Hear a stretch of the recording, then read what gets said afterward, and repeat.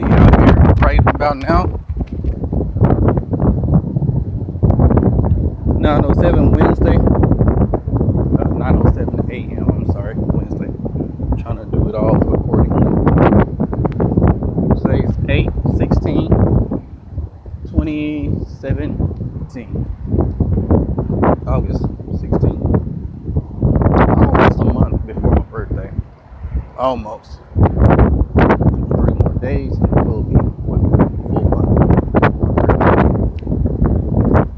9/19. Recording on YouTube, I haven't done in a long time, and I don't have time to do it now, especially since I actually need to be,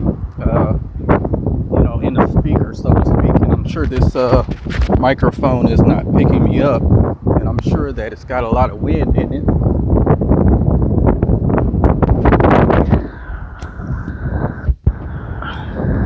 I was supposed to be recording something according to the stuff that I've just heard, and then I messed around and looked at a video on YouTube, as I always do. My videos get out, get noticed finally, if they ever do. My kids pick up on my videos, whether they keep them to themselves or not. I want them to pick up on the ones that are actually mentioning them and said to be for them. But I also want them to look at the other ones too, all of them, so they can see exactly what I was about, because they really haven't had the chance to see that, what I believe in, what I don't believe in.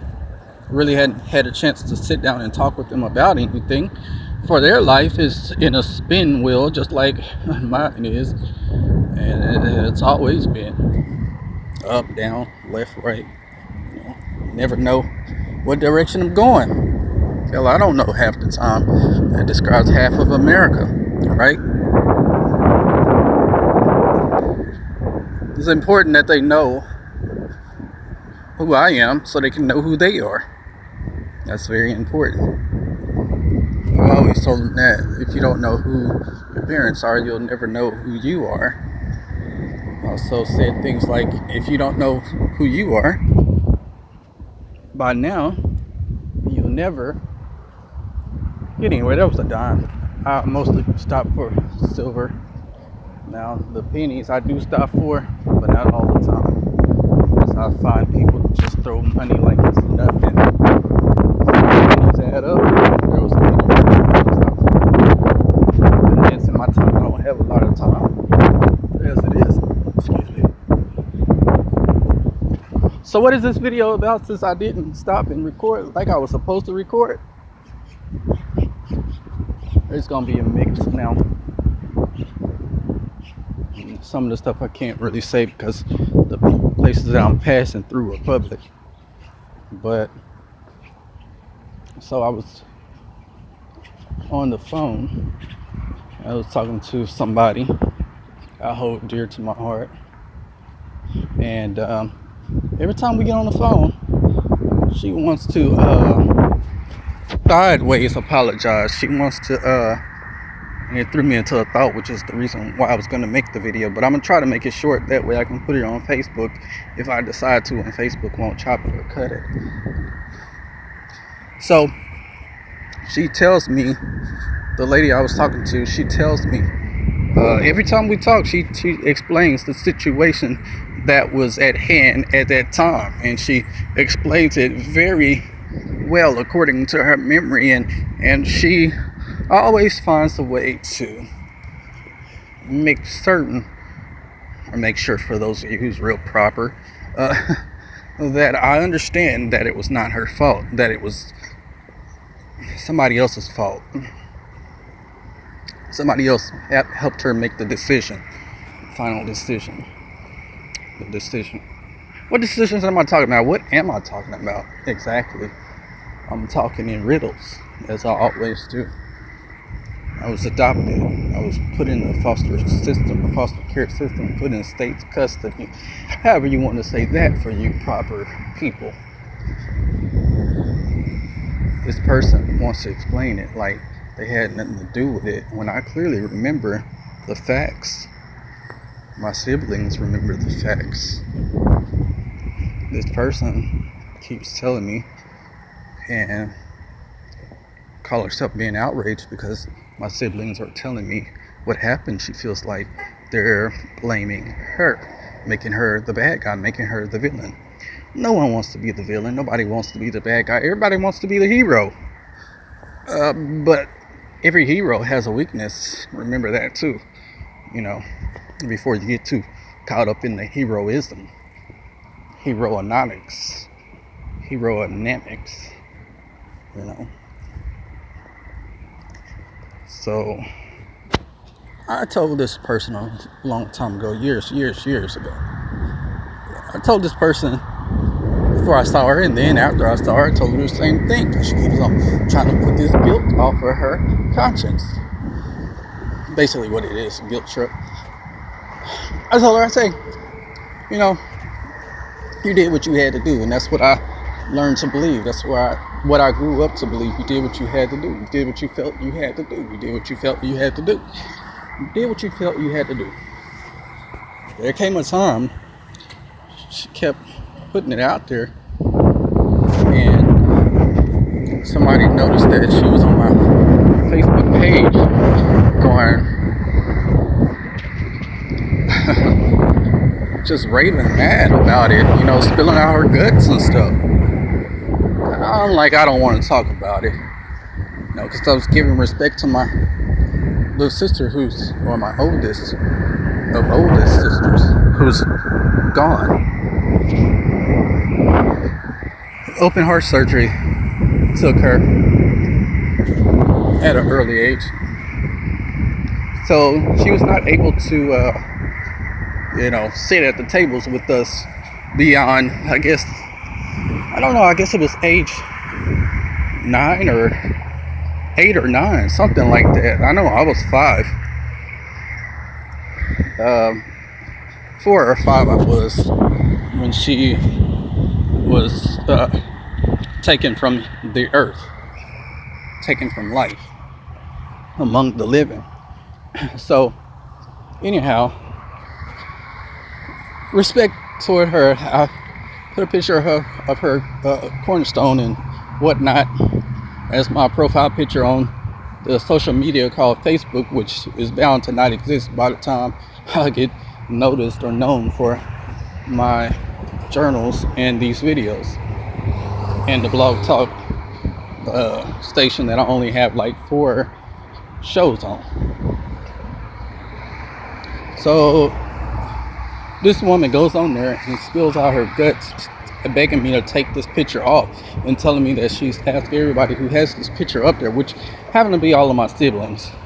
We do it randomly, but it just happened to be synchronized, you know. It's like somebody will do it first and then the next person will do it, but it's all in the same month, same time somehow. Maybe we did it a week apart, maybe we did it days apart. So I mean, she's always been thought about. She's always loved, cared for, and respected. She was our older sister. We didn't get to share time with her. We don't even know what she was like, what she could have been. That hurts too, because we needed some guidance, man. We needed some guidance. We needed a lot of stuff, man. We needed our sister. I'm gonna say a lot of stuff in a hurry, that way I won't get sensitive and sentimental, because I'm walking to work. There's no need of me crying. So anyhow, sorry for all the wind.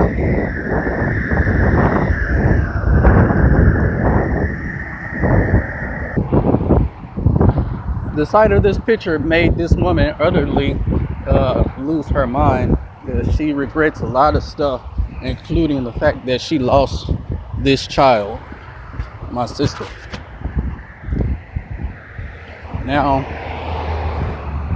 open heart surgery, what the complications was in order for her to have to go through that, I'm not really sure, because I don't know too much about what it takes to have to.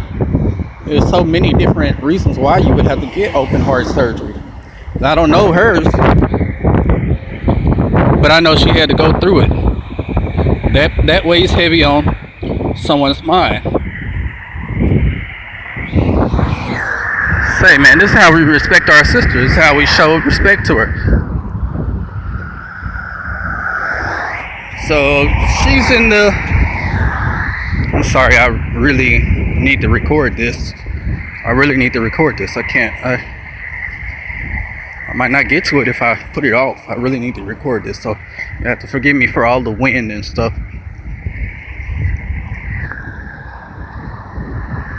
Trying to cover the mic as much as I can, but I don't even think it's coming through the mic. I think it's actually going through the phone speaker, which is making it worse.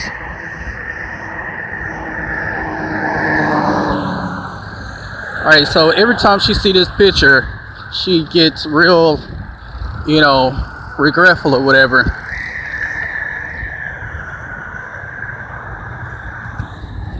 About the details of what happened.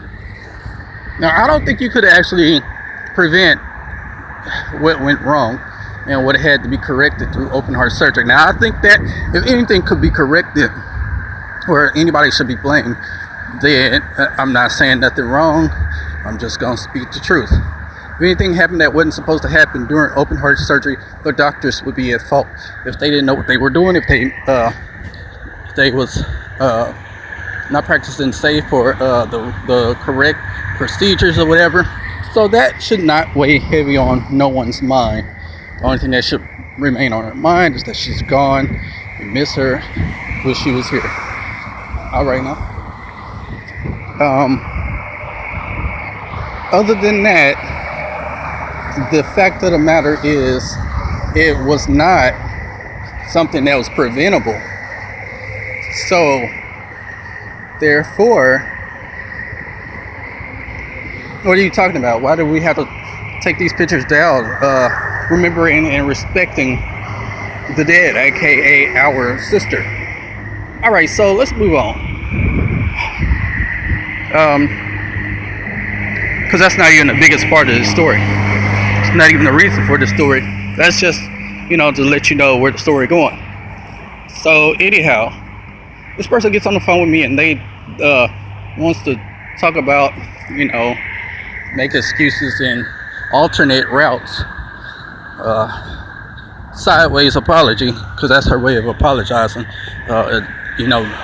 Explaining that it was not her fault that I got taken. Explaining that somebody, last name C, first name C, try not to mention names.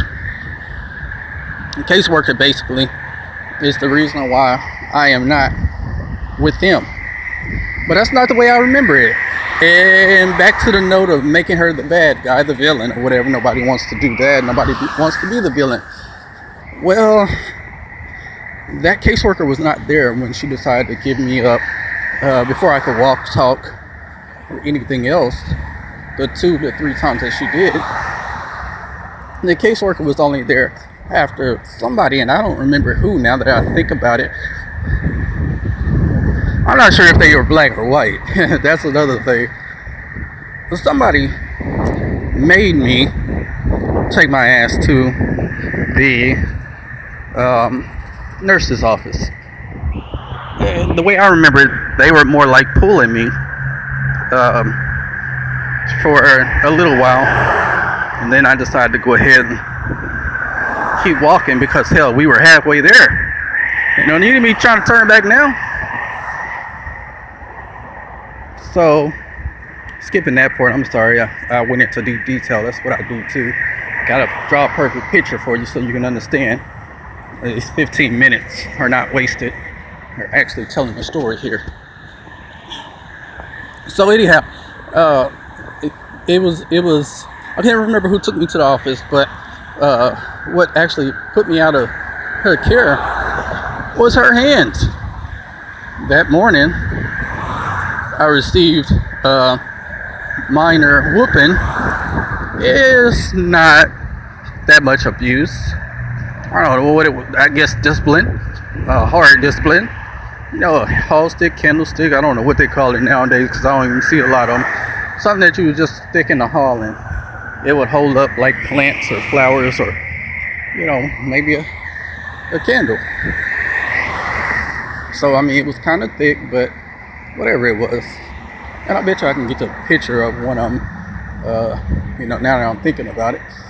Might have a picture of it in the antique designs, antique category. Nevertheless, back to the point. Yes, that's what finally was the final blow. And who did that? It was not the supervisor. I wanted to say, I'm way gone. It was not the social worker who did that. So why do we keep on saying you need to find this woman because you got some questions to ask her? There's nothing to ask. You have to look at yourself in the mirror. That person that you need to talk to, that person you need to ask questions is you. You need to look at yourself in the mirror. You have all the answers to the questions that I have and that you have. Only you do. Look at yourself in the mirror and ask yourself those questions that you're thinking about asking Miss Cotton, because only you have the answers to questions that we both want to know. Me, on the other hand, even though I want to know, I'm scared of the outcome of the questions, because I've been through this so many times that I'm already understanding and knowing where the questions will go.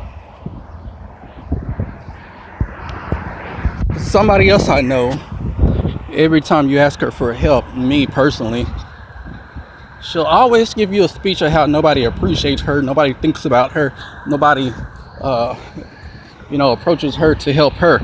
And the funny thing is, I'm always hey, you need help. Hey, you need me to pay something. Hey, you need what you need.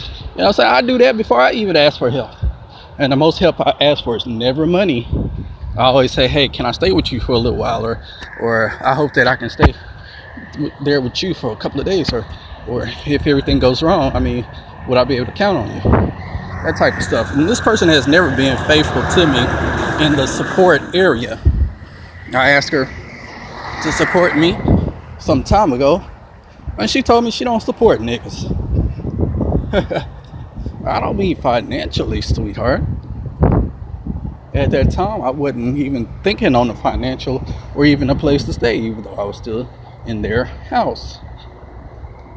I was actually talking on the level of if I made a move, such as I was selling CDs or DVDs, or maybe I was selling adult toys or whatever, would you support that? Would you help promote me? See, support for a man goes deeper than just what you commonly think. And that's what she forgot. I've always supported her. No matter whether she was right or wrong, I've always supported her. Her kids, although they're adults now, they can tell you I've always been on her side. Then there came a time where I had to admit that she was doing a whole lot of wrong. But I dared anybody to talk about her. I went against her own mama, talking about her, calling her bitches, calling her hoes. She ain't got no power. She ain't running shit. No. There's another way to talk about my kid's mom. She is in charge. She got everything. Then later on, they use that very weapon against me. Because they can't nobody stop me from doing that with my kids but her. And just like clockwork, they found a way to help my kid's mom tell me I couldn't tell my kids nothing else, and I couldn't whoop them, couldn't touch them. But then the grandma kept on whooping them about as long as it was said that I whooped them for, 5-10 minutes. Wow. I can't do it, and I'm the biological parent, but she can do it, and she's just the grandma, and she has no power. Plus she's admitted in front of my kids that she will never respect me, and she'll always hate me, and that she wished I was dead. She wanted to kill me. She said all that in front of my kids. Now, probably the only person who remember it is going to be my daughter, and she's not going to remember it just like that. I had to jog her memory. Hey, you remember that time I was correcting your little sister, your youngest sister, at the table? She was eating. I took her plate because she was not eating. She was doing more playing than eating. Same thing that a couple other people would have done. I got chewed out and disrespected completely for that move because she didn't understand what was going on. And when it got explained what was going on by another person, then I mean it was all good, but the disrespect had already been dished out. And back to this other person, you know, these people are almost the same that I'm talking about though. One mother, and this mother who clearly is trying not to give any guilt speech or whatnot. Well, that's how it goes. You're guilty, you're guilty. So, anyhow, I said what I needed to say. That's basically, if I was to tell this person anything, I need her to look in the mirror and ask herself the same questions that she wants to ask this so-called social worker who's no longer a social worker, or working for someone else, or got her own business. See, love, you did everything that you did. I never said I forgive you. I said I understood, and that I know that you did what you thought you had to do. Your apology, I'm never going to say I accept it. I'm never going to say anything other than what I've been saying. I understand what happened. I understand what you did. I understand you did what you thought you had to do.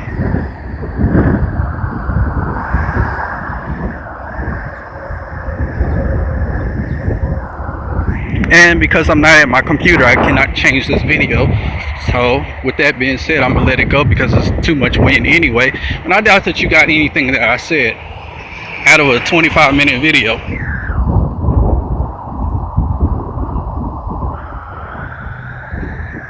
I hope that your soul rest in peace. All of you playing guilt trips, all of you, you know, with guilt on your mind and steady blaming somebody else for what you have messed up, fucked up. Because at the end, it's you driving yourself crazy.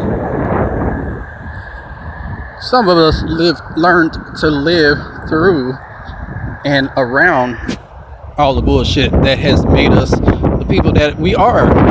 And some of it has did its part in the deterioration of our minds and our souls. So hidden hatred, hidden hurt, pain, whatever, anger, it's all there. But it's better that we don't bring it up. Now, through a post, never did finish that statement. Through a post, Facebook, you know, she ranting about taking the picture down of my sister grave site or whatever. Through that post, another person came on and she came into my inbox and she's asking me a whole lot of questions. And she finally got to the fact that she asked me 3 questions. The questions all were about me. They were nothing about mother. So we both found out that I actually did need counseling and I didn't receive it because I never forgave her. I did what I did, and that's to move around it, and that's not forgiving. And I don't believe within my soul that she did what she had to do, but I know she did what she thought she needed to do and thought she had to do. That's what I know. But it's too late for all the reconciling, all that other extra stuff right now. Shit, I was 18 when we first, met. I was 20 something on the next time we met face to face. And neither one of those times did she just hold me. One of those times she wanted to explain the situation, which I'm not trying to keep on revisiting. because that was not the social worker stuffing that stuff in my mouth as I spewed it up from my body. In the old days, we used to say upchuck. Yeah, that was not the social worker who did that. And that was abuse. Now, I received that same type of abuse several times a week. My whole time I was with this person. And you know, that's what stands out the most. You know, I don't even care about the beatings that I received, the so-called beatings and stuff. The thing that stands out the most is me eating my own fucking puke. And when I talk about it too long, it really kills me. It really kills me. So before I get sensitive and shit, which I'm trying to do, I'm gonna go ahead and end this video because I don't want to do that. I'm on the way to work. I should be happy, with the exception of the fact that my father is dying in the hospital of cancer, stage 3 or 4 cancer. So he lived a good life from what I was told by him. He could have tried to find me too, instead of my little sister having to find me, the one that's doing the most. She got spoiled and then she decided to do the most. Retribution toward what actually happened to her other siblings, me being one of them. So she made a already guilty conscious mom. I think that's kind of what did it too. She already had a guilty conscience, but this one child just laid it on her. You know, now she's an adult. She has her own kids or whatever, going through her own problems or whatever. We don't stay in touch like that, but it was just a simple fact that I am grateful and thankful that she did find me. I don't agree with her giving mom hell, but I guess it is what it is, right? You reap what you sow and things come back to you, you know? That's how it is. 30-minute video. We now end it.